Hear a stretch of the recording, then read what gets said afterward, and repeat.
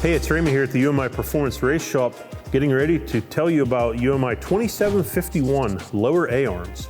They fit 67 to 69 GM F body, Camaro and Firebird, and also 68 to 74 Nova X body. These things are a work of art. The design team put a great deal of effort into these and they are awesome.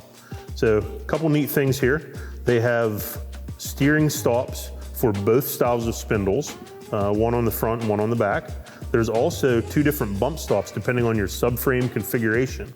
The bump stop simply threads in, and then the other one, they have an O-ring sealed bolt that keeps the water out of it. Pretty awesome there. If you have the other style car, you can just flip them and all good to go there.